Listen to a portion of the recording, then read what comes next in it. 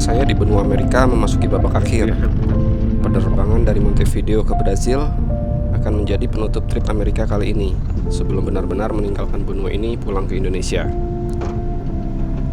Penerbangan kali ini adalah kali kedua pengalaman penerbangan dari Amerika Selatan, dan kali kedua juga terbang dengan LATAM Air. Pengalaman pertama saya beberapa tahun lalu dengan LATAM Air terbilang cukup buruk, meskipun ada positifnya juga. Penerbangan saya kala itu adalah dari Santiago ke Los Angeles, yang sudah di-booking berbulan-bulan sebelumnya. Namun pada saat check-in, kursi saya tidak tersedia dan harus terbang dengan penerbangan keesokan harinya. Meskipun pada akhirnya berhasil mendarat sampai ke Jakarta, tapi sempat terjadi drama menegangkan saat di Los Angeles, karena ternyata tiket lanjutan saya sampai ke Jakarta tidak diproses oleh petugas LATAM di Santiago. Tapi after all, beberapa bulan kemudian saya menerima uang kompensasi dari LATAM Air sebesar $800. Lantam, senyor. Lumayan. Bandara Internasional Carrasco berlokasi sekitar 18 km dari pusat kota Montevideo. Meskipun luas negara Uruguay cukup kecil, tapi nggak nyangka juga kalau bandara utamanya sekecil ini.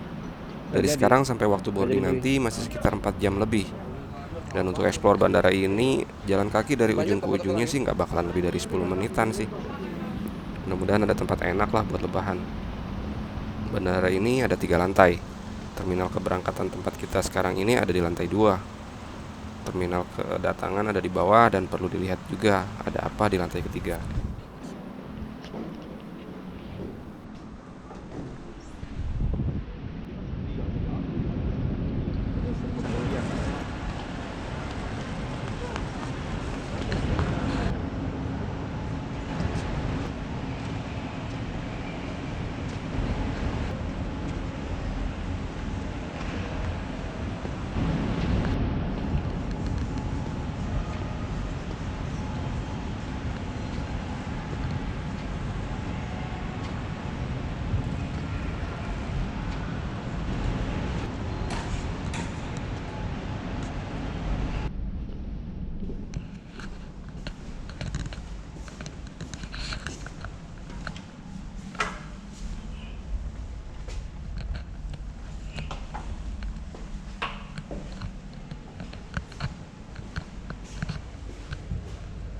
Di kedua sisi lantai 2 terdapat counter check-in.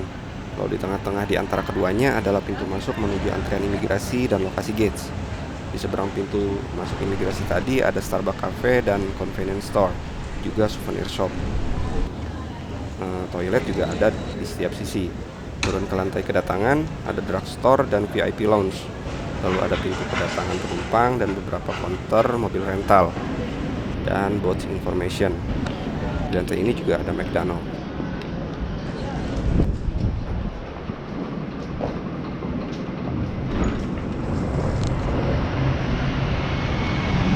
Di luar terminal ternyata ada halte bis.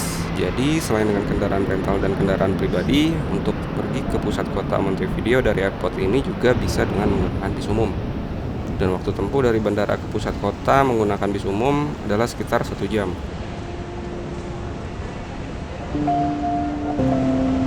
Lantai ketiga di bandara ini disebut teras. Dari logo informasi seharusnya di atas ini ada kafe, toilet, dan pemandangan landscape bandara.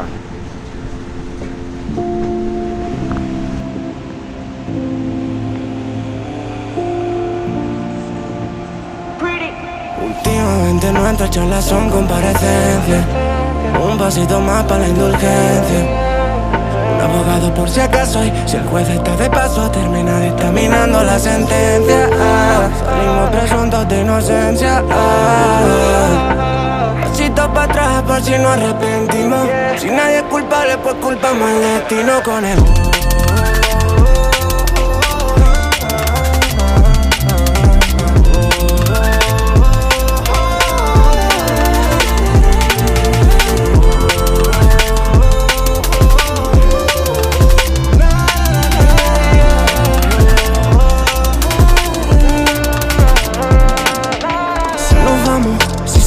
Pues nos fuimos, pillo el ave, campo otra vez, tirolino. Ya lo sabes, antes de ayer lo dijimos. Y si nos vamos, de nadie nos despedimos. Pilla el ave, avión, coche, alquilo, limo. no lo saben, pero hace 5 dimos. Nena, por tu forma de hablar, intuyo que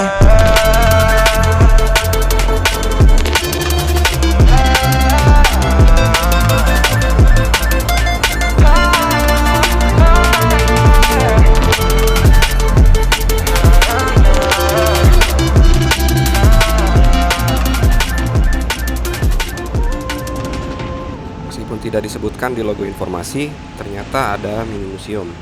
Malah nggak ada terlihat kafe atau restoran di atas sini. Pemandangan keluar pun terbatas dari balik kaca. Akses untuk melihat pemandangan dari luarnya malah terkunci. Tapi kalau buat tidur-tiduran sih enak, sepi. Meskipun nggak ada sih kursi khusus yang buat selonjoran. Nah, di pojokan sini ada jalan menurun untuk ke lantai bawah. Mungkin ini akses naik turun untuk kursi roda.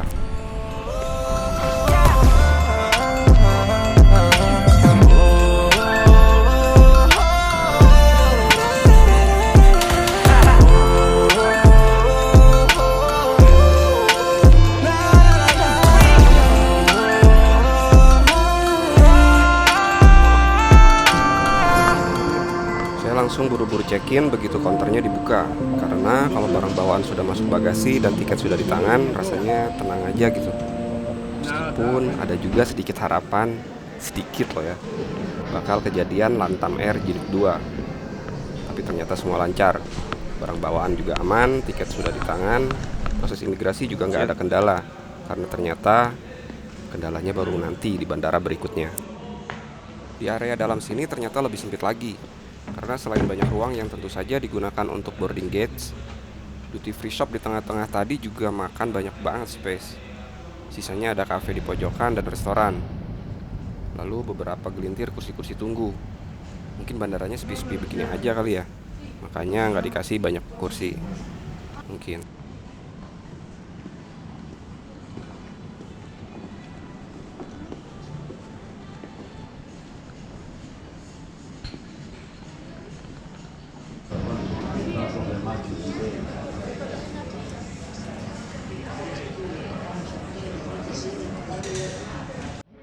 Jadwal penerbangan sepertinya akan tepat waktu. Sejam sebelumnya proses boarding sudah dimulai, diawali oleh penumpang-penumpang prioritas terlebih dahulu. Jadwal terbang sesuai tiket adalah pukul 6.55 sore. Durasi terbang 2 jam 40 menit. Tiba di Sao Paulo pukul 9.35 malam. Berarti tidak ada perbedaan zona waktu antara Montevideo dan Sao Paulo. Maskapai yang saya gunakan ini, Latam Airlines, adalah maskapai penerbangan terbesar di wilayah Amerika Selatan. Berasal dari negara Chili, melayani rute wilayah benua Amerika, Oseania, dan Eropa. Maskapai ini terbentuk melalui merger antara LAN Airlines dari Chili dan TAM Airlines dari Brazil. Basis operasi utamanya di beberapa negara, antara lain Chili, Brazil, Peru, Argentina, dan Ekuador.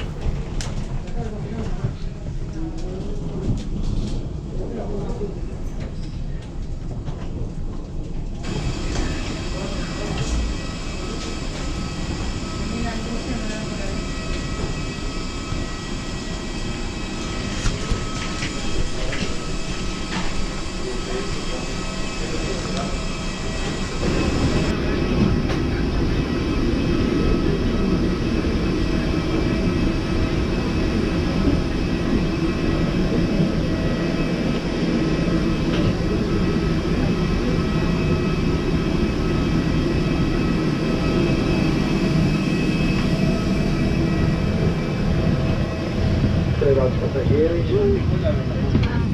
Para facilitar o embarque e a acomodação de bagagens, pedimos que mantenham o corredor livre, se acomodem em seus assentos e coloquem seus pertences menores como bolsas, sacolas e mochilas embaixo do assento à sua frente. Isso inclui garrafas e plásticos com líquidos, evitando derramamentos. Pedimos aos passageiros acomodados na primeira fileira e assentos nas saídas de emergência que acomodem toda a sua bagagem nos compartimentos superiores. Juntos faremos uma viagem segura de acesso.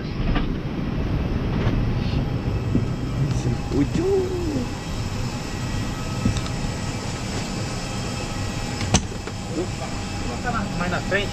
Oke, sorry.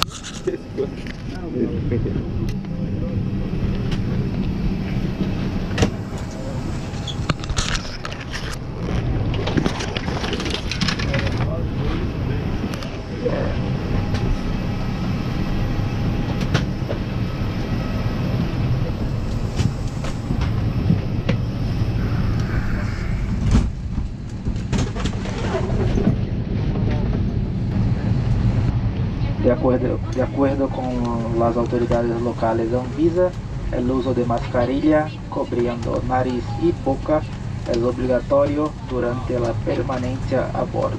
Muchas gracias.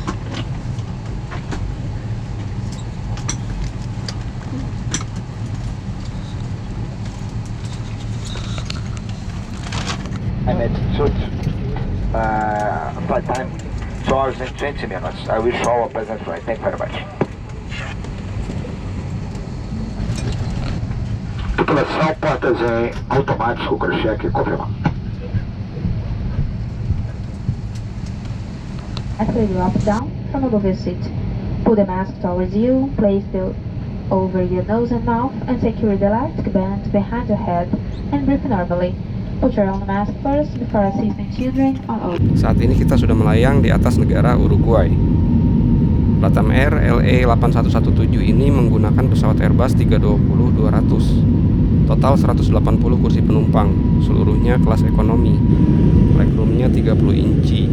Untuk saya dengan tinggi badan 170 cm sih masih oke. Tapi kalau kaki ditumpangin ke kaki yang satu lagi, kayaknya bakal mentok dah ke kursi depan. USB outlet ada di bawah. Dan alhamdulillah meskipun saya nggak online check-in terlebih dahulu, saya masih kebagian window seat meskipun dapat kursinya yang paling belakang. Entertainment di pesawat ini saya baru nih ketemu yang kayak begini. Jadi sistemnya streaming media ke device pribadi penumpang. Dari HP kita connect ke wifi pesawat, nanti dari browser bisa dibuka medianya. Kontennya sih sama aja kayak yang lain. Ada movie, TV on demand, musik, dan juga game.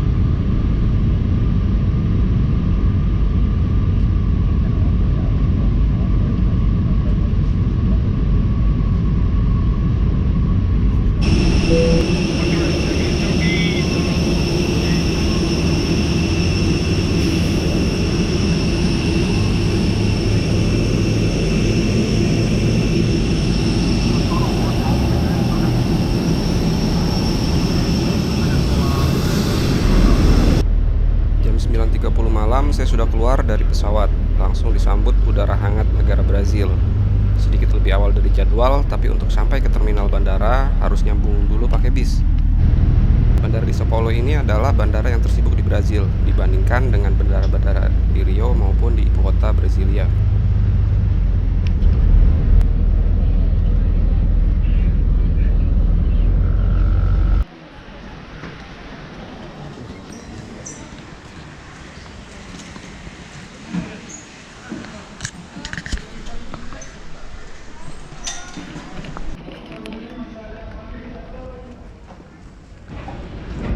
Keberangkatan pesawat internasional di bandara ini terdapat di Terminal 3. Setelah proses imigrasi di lantai bawah, begitu sampai ke atas, kita langsung disambut oleh area duty free yang sangat luas.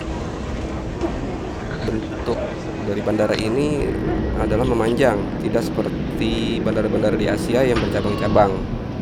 Jadi begitu naik dari imigrasi tadi, kita harus sudah tahu mau ke gate berapa.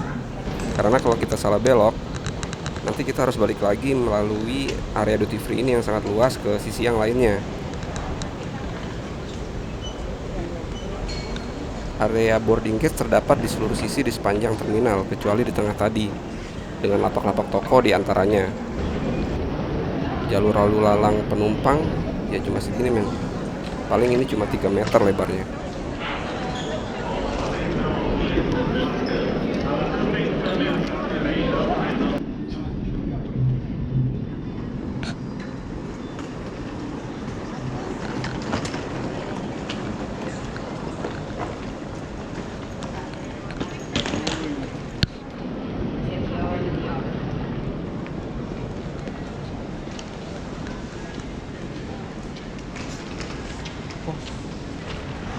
Penerbangan saya selanjutnya ke Dubai baru nanti jam 1:05 malam.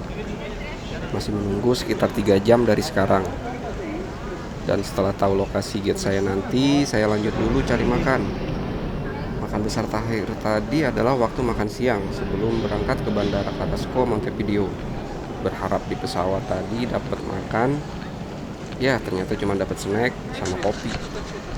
Dan sialnya setelah keliling-keliling nggak ketemu nih makanan Asia ataupun KFC dan sejenisnya. Merek yang saya familiar cuma Starbucks aja di sini. Sisanya cuma ada restoran-restoran merek lokal.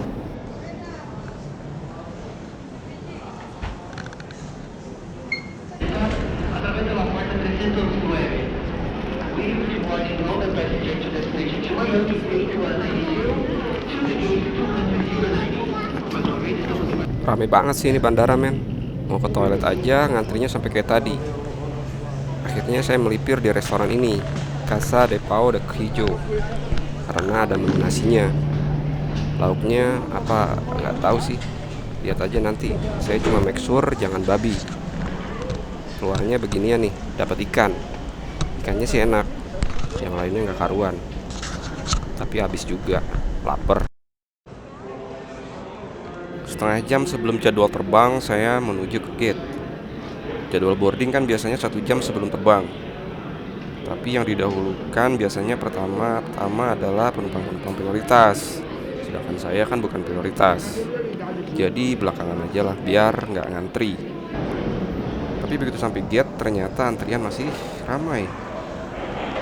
Paling delay. Itu pikir saya. Tapi ini kok penumpangnya banyak banget ya? Apa karena ruang tunggunya kecil jadi terlihat banyak? Dan bener aja, setengah jam kemudian, waktu yang seharusnya adalah jadwal terbang kita, antrian penumpang justru dialihkan. Bukan dialihkan ke gates yang lain, tapi malah ke kedai makanan. Waduh, bakal lama nih delaynya.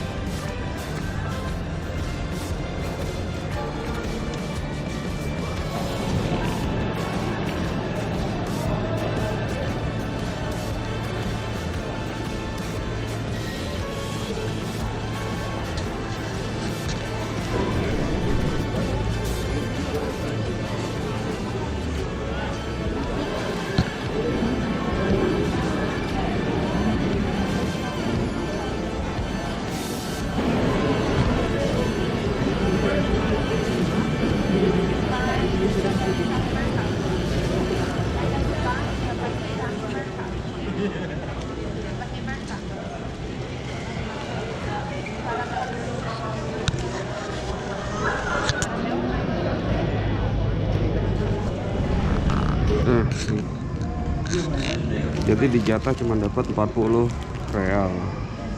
Dapatnya begini. 40 real itu nggak nyampe 10 dolar. Aduh, ngantrinya 1 jam. Jatah kompensasi makanan yang kita dapat seharga 40 Brazilian real. Dan kalau pilihan kita ternyata harganya lebih tinggi sih boleh-boleh aja. Tapi selisihnya dibayar sendiri dan nggak boleh ambil mentahnya aja.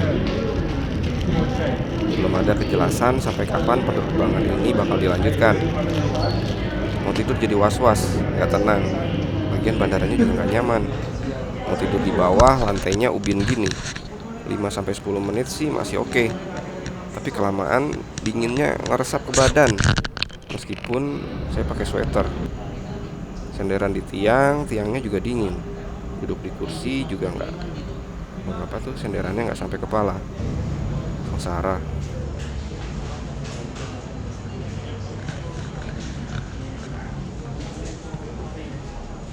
Jam 6 kurang seperempat, calon-calon penumpang udah pada mulai ngantri lagi nih di gate. Saya sih belum dengar ada pengumuman buat boarding. Heran sih, pada seneng banget ngantri.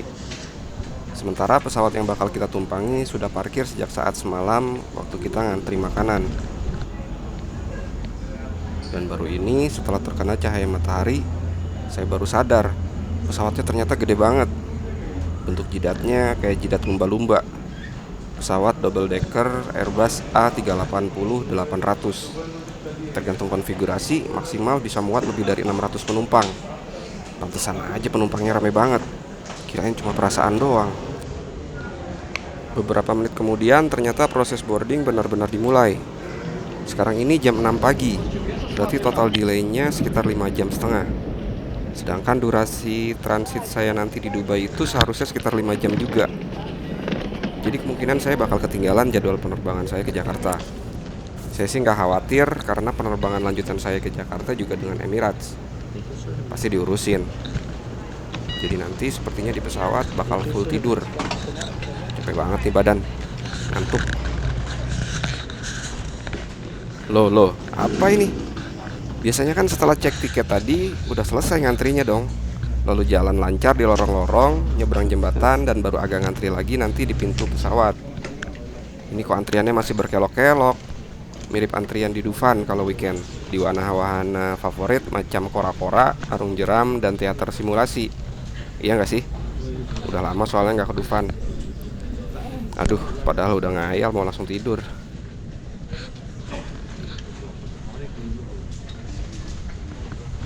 Ini dia si lumba-lumba Airbus A380-800. Badan lebar, 2 lantai dek dengan 4 mesin jet airliner. Panjangnya 72,72 meter, tinggi 24,09 meter, rentang sayapnya sepanjang 79,75 meter. Emirates Air punya pesawat model beginian sekitar 119 pesawat. Gile. Mudah-mudahan sekali ini aja deh naik pesawat babon begini. Capek ngantri.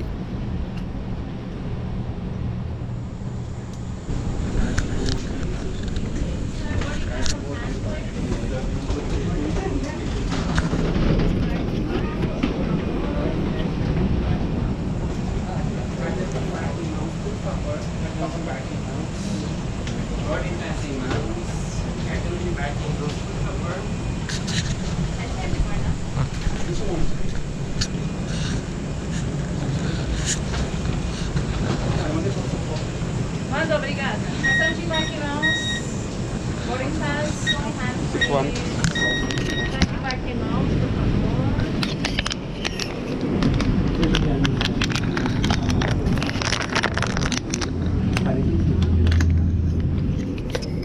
Konfigurasi tempat duduk kelas ekonomi adalah 343. Udah kayak formasi sepak bola. Lantai ini seluruhnya adalah kelas ekonomi. Dan tangga naik untuk naik ke atas tadi ada pas masuk pesawat untuk first class dan business class. Di atas juga ada bar, lounge, dan juga shower spa khusus buat penumpang business class dan first class.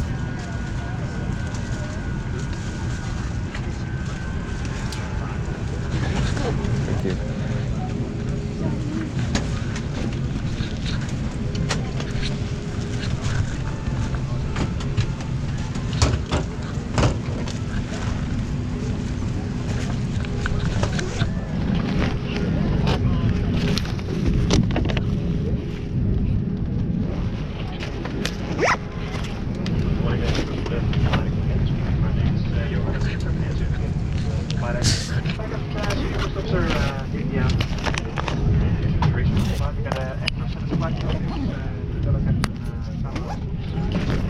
saya nomor 61K adalah window seat. Saya ada kesempatan untuk melihat lagi benua Amerika dari atas. Benua yang beberapa bulan belakangan memberikan banyak sekali pengalaman baru. Pengalaman yang akan menjadi cerita di hari-hari hingga tahun-tahun yang akan datang. Tapi begitu saya lihat keluar, ya, pas banget bagian sayap. Sayap yang luasnya seluas mata memandang.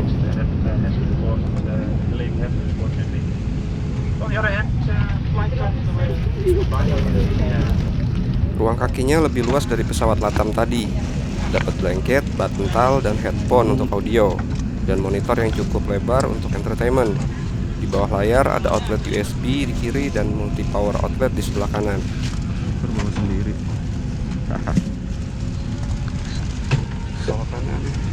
Jika sesuai itinerary, perjalanan Brazil Dubai berdurasi 14 jam 50 menit.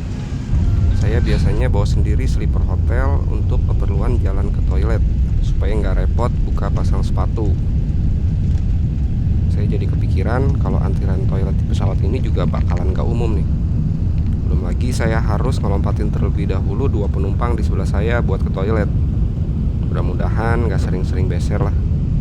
Jam 6:54 menit, pesawat mulai meninggalkan terminal. Lalu take off sekitar pukul 7.15. Dan mengejutkannya, jam 3.30 pagi 13 Februari 2023, si lumba-lumba ini sudah mendarat di Bandara Dubai. Durasi penerbangan 13 jam 36 menit. Berarti 1 jam 14 menit lebih cepat dari durasi normalnya. Sementara jadwal penerbangan saya ke Jakarta adalah jam 4:10. Cuma ada waktu 30 menit. Keburu gak ya?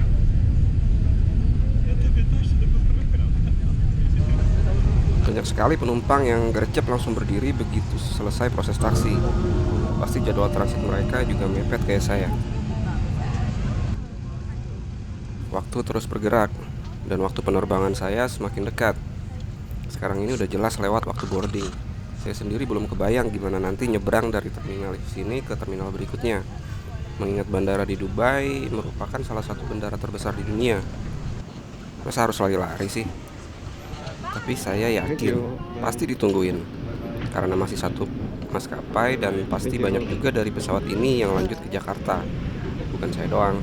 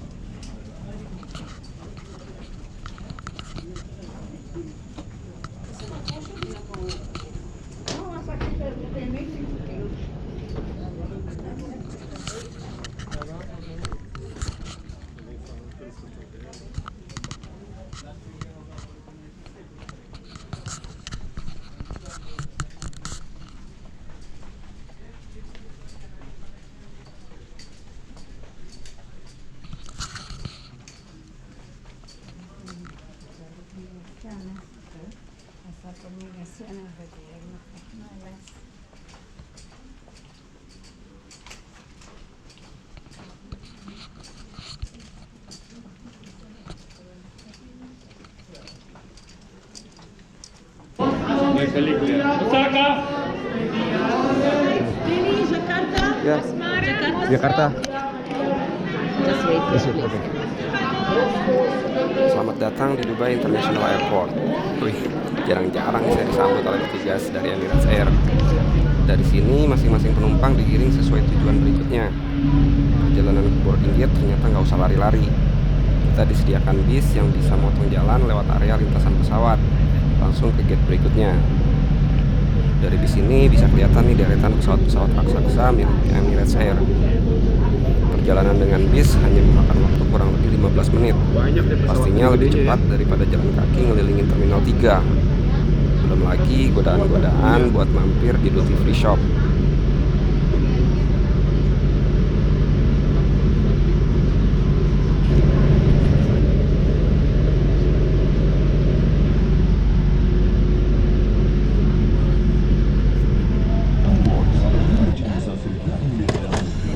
Kami tiba tepat waktu. Tapi pesawat tetap tertunda sekitar 30 menit karena menunggu transferan barang-barang bagasi dari pesawat sebelumnya. Dengan demikian, cerita saya sudahi sampai di sini saja. Sebagai penutup, saya tampilkan pemandangan dari udara wilayah Teluk Jakarta, Kepulauan Seribu, dan juga Genteng Merah Bandara Soekarno-Hatta yang ikonik.